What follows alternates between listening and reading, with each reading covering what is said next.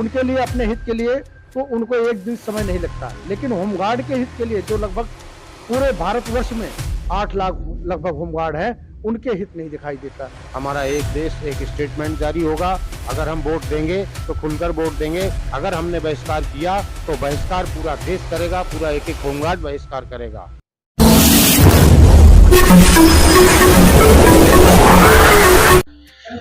आज इस सभा में लगभग 14 से 15 राज्यों के लोग यहाँ आ चुके हैं। अभी कुछ लोग और आ रहे हैं। लगभग सभी राज्यों से लोग आ रहे हैं। अभी जम्मू कश्मीर से हमारी बहन कमला शर्मा जी आ रही थी, उनकी ट्रेन लेट होने के कारण अभी कुछ देर बाद पहुंचेंगे। बहुत से सारे राज्य के अभी लोग आ रहे हैं। लगभग 28 राज्यों के 28 राज्य हैं, टोटल 28 राज्य हैं।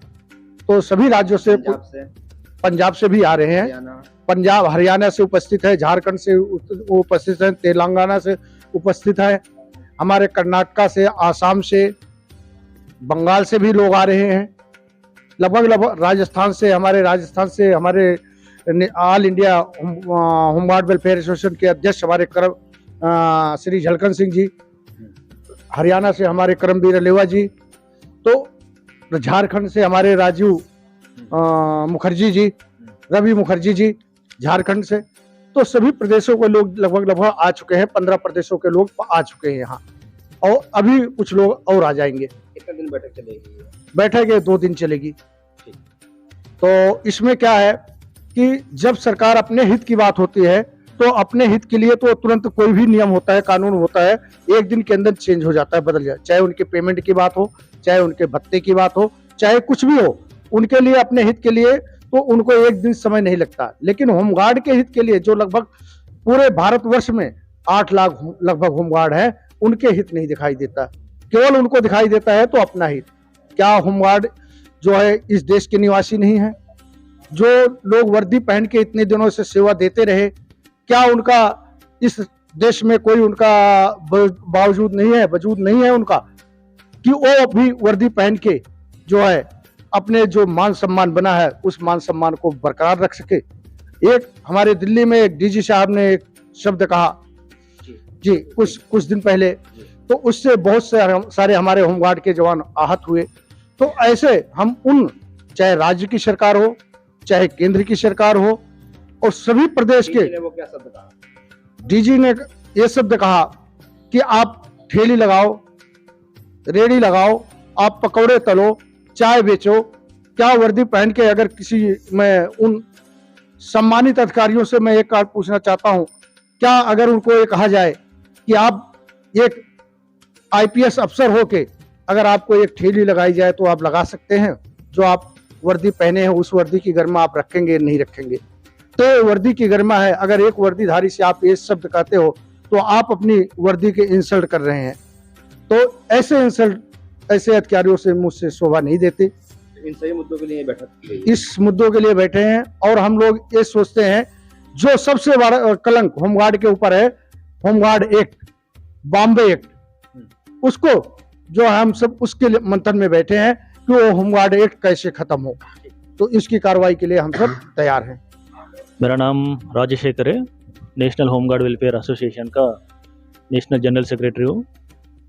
जानना चाह रहे थे कि जिस तरह आप लोग एक मीटिंग कर रहे हैं और पूरे ऑल इंडिया की बात हो रही है कि ऑल इंडिया के जो मुद्दे हैं होमगार्ड के, जी, उसी के साथ साथ हमारा एक सवाल ये बन जाता है कि भाई बहुत सारे धड़े हो चुके हैं, बहुत सारे पॉलिटिक्स पार्टी से होमगार्ड जुड़े हैं, तो फिर परेशानी कहाँ आ रही है होमगार्ड की?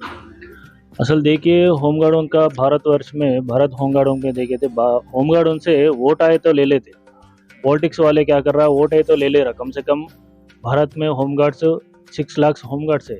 6 लाख बोले तो उसका परिवार पूरा मिलके पकड़े तो 10 लाख पूरा होमगार्ड, उसका फैमिली, वाइफ और उसका मदर फादर पकड़े तो 10 लाख होमगार्ड तक हो जाता। पूरा ये लोगों को वोटा ले रहा पॉलिटिक्स वाले, मगर होमगार्डों को बेनिफिट्स नहीं ले रहा। ये लोगों को परमानेंट करना है, नहीं तो ये लोगों का कानून एक्ट चेंज करना है। ये पूरा ऐसे कानून लेके जा रहा है। होमगार्ड का 1947 ब्रिटिश का कानून लेके जा रहा, मगर ये कानून चेंज नहीं कर दे रहा। डियर मोदी जी सर को मैं एक ही रिक्वेस्ट करना चाहता हूँ, इतने साल से इतने एक्ट, अभी ये 10 साल से पीएम मोदी सर है, ये पूरा कानून पुराना का हटा दे रहा, मगर ये होमगार्ड का कानून भी हटा देना बोल के हमारा नेशनल होमगार्ड वेलफेयर एसोसिएशन से वो रिक्वेस्ट कर रहा हूँ। और पूरा अलग अलग स्टेट में भी ये पूरा बहुत तकलीफ हो रही है होमगार्ड्सों को भी, पूरा ये कानून हटा देना। काइंडली रिक्वेस्ट है सर एसोसिएशन से, प्लीज़ आप कानून हटा दो, हम लोगों का लाइफ चेंज कर लो।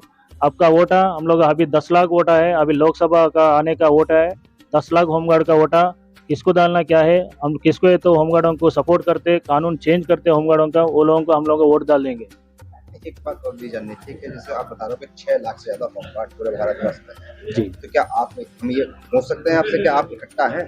हाँ बिल्कुल कट्टा है। अभी एक्चुअली हम लोग 10 तारीख को दिल्ली पे बहुत बड़ा धरना करेंगे बोल के सोचा है, मगर लोकसभा इलेक्शन आ रहा है, मोदी जी से हम लोग मेल लगाया, फिर मेल से भी रिप्लाई नहीं आया।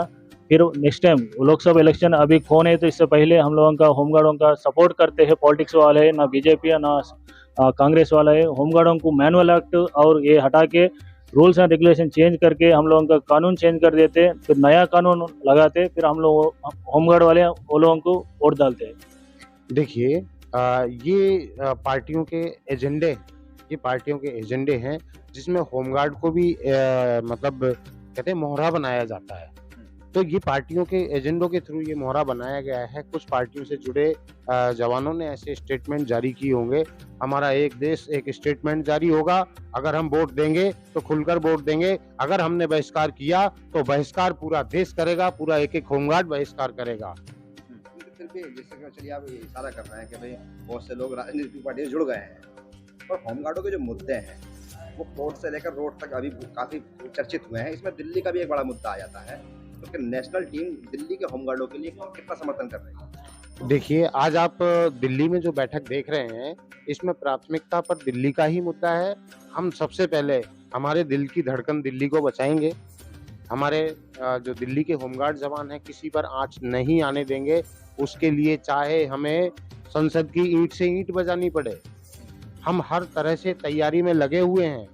अभी हमारे को मौका दिया गया है, और वो मौका क्या देंगे, मौका हमने दिया है कि अभी भी उनको विचार करने का, वार्ता करने का अवसर है।